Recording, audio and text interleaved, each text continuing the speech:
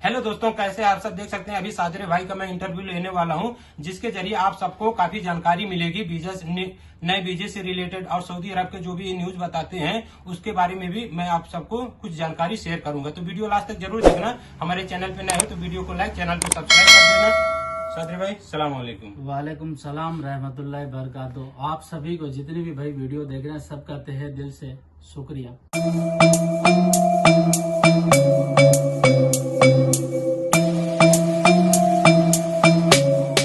तो सादरे भाई, अगर जो कोई बंदा नया आ रहा है सऊदी अरब में और 1 से 2 महीना हो चुका है और उसको काम नहीं जम रहा है या फिर सैलरी नहीं मिल रही और वो घर जाना चाहता है तो कैसे जा सकता है? देखो, सबसे पहला नंबर जो आपने सवाल पूछा इसमें आप जा सकते हो, बट सवाल ये होता है कि आप आए क्यों थे?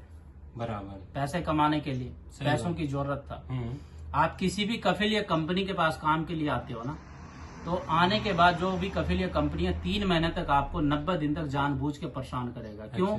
कि जब यहाँ पे वीजा निकलता है ना तो 90 दिन का ट्रायल पीरियड होता है। 90 दिन के अंदर अंदर अगर बंदा टिक गया तो ठीक है, अगर वो जाना चाहे तो जा सकता है। वो वीजा खसारा नहीं होता, यानी नुकसान नहीं होता है। उसी वीजा पे दूसरा बंदा आ जाता है, इसलिए आपको जानबूझ के परेशान करता है। अगर आप 90 दिन पूरा होने से पहले आप कहते हो मुझे काम नहीं करना है, मुझे वापस जाना है, तो कफिल कंपनी कहेगा भाई जो पैसे आपके पीछे खर्च किए वो पैसे दो। नहीं दोगे पे आप तो वो आपको जाने नहीं देगा। फिर आप उसके पास से भाग जाते हो तो वो आपके ऊपर हुड़प लगा देगा कि आज से इसकी रिस्पॉन्सिबिलिटी खत्म है, और उसके बाद उसको दूसरा वीजा मिल जाएगा, वो दूसरा अमल को मंगवा सकता है। जब आपको जाना होगा तो आप इंडियन एम्बेसी जाओगे, जाके फॉर्म भरोगे, 1 से 1.5 महीने में आउट पास मिल जाएगा, आप अपने देश चले जाएंगे। तो ये इस तरह से है। और दूसरा सवाल ये है सादरे भाई कि अगर जो आ रहा है कोई बंदा और उसको काफी समय तक सैलरी नहीं मिलता है, 2 महीना 4 महीना, ऐसा मैं देखा हूँ 4-6 महीने तक सैलरी नहीं मिलता, बस खाने का पैसा मिलता है जिससे वो अपना खर्चा चला सके, तो उस हालत में क्या करना चाहिए? देखो, सऊदी लेबर लॉ का जो है ना, जो अपडेट होता है, आप आर्टिकल 84 में भी देख सकते हैं। तो उनमें क्लियर तरीके से बताया गया कि अगर आप किसी भी कफिल या कंपनी के पास काम के लिए आते हैं ना, तो वो आपको टाइम से सैलरी देगा। हो सकता है किसी महीने किसी रीजन से आपकी सैलरी लेट हो गया हो, या अगर आपको 1 महीने 2 महीने 4 महीने तक सैलरी नहीं मिला है, 3 महीने भी सैलरी नहीं मिला है, तो इस केस में आप अपने कफिल या कंपनी के खिलाफ शिकायत कर सकते हैं। लेबर कोर्ट में जाकर आप केस दर्ज कर सकते हैं और आपकी सुनवाई की जाएगी। क्यों? कि इसका भी एक रीजन है।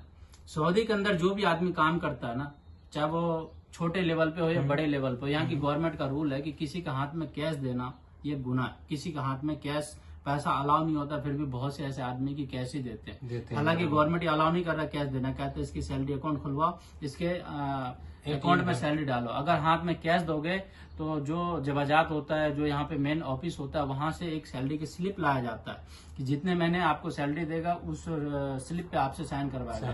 कोई यहाँ पे छोटे मोटे दुकान में जो होता है वो पेपर वगैरह उस पेपर पे साइन नहीं कराता, वो सैलरी स्लिप अलग से लेके आना पड़ता है। अगर आपको पैसे नहीं मिले तो आप जाके केस डालेंगे तो आपको सैलरी भी मिलेगा। अगर आपको तनाजुल लेना तो आप इसलिए तनाजुल भी आप ले सकते हो। जो आपका कफिल कंपनी है वो आपका कुछ नहीं कर पाएगा, क्योंकि उनके पास रिकॉर्ड नहीं है। तो अगर जो किसी का हुरूब लग जाता है सऊदी अरब में और वो जेल द्वारा जाता है घर, तो वो कितने समय में वापस फिर आना चाहे तो आ सकता है सऊदी अरब में? देखो, हुरूब वालों का इस वक्त मसला बहुत ज्यादा है। जैसे कि अगर कोई भी कफिल या कंपनी के पास काम करता है तो ज्यादातर लोग उसको धमकी देते हैं कि हुरूब डाल दूंगा, हुरूब डाल दूंगा। जिसको हुरूब के बारे में मालूम नहीं है तो वो परेशान हो जाते हैं कि भाई हुरूब डल जाएगा, मैं फंस जाऊंगा, इस देश से नहीं जा पाऊंगा, बीवी बच्चे वहां पे है, माँ बाप है, बहुत सी ऐसी बात। हुरूब लगना अभी के टाइम में आम बात है, आपको हुरूब से डरने की बात नहीं है। आप किसी भी कफिल या कंपनी के पास काम कर रहे हो, काम करते हुए अगर आपके साथ कोई भी परेशानी होती है, किसी के भी बहकावे में आके अगर आप भाग जाते हो ना, और अगर आपको अपने देश जाना है तो आप एम्बेसी में जाकर फॉर्म भरो, 1 से 1.5 महीने में आप अपने देश चले जाओगे।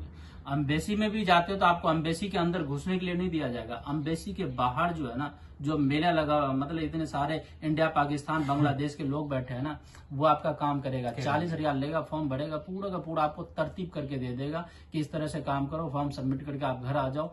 और इसमें 60 दिन का टाइम होता है, बट डिपेंड करता है कि अगर आपका इकामा एक्सपायर है, आप पे कोई हुरूफ नहीं है, तो 10 दिन के अंदर आपके पास कॉल आ जाएगा, आप फिंगर के लिए जाएंगे, और फिंगर के लिए आप नहीं भी जाएंगे, आपका एग्जिट लग जाएगा अगर आईडी एक्सपायर है तो।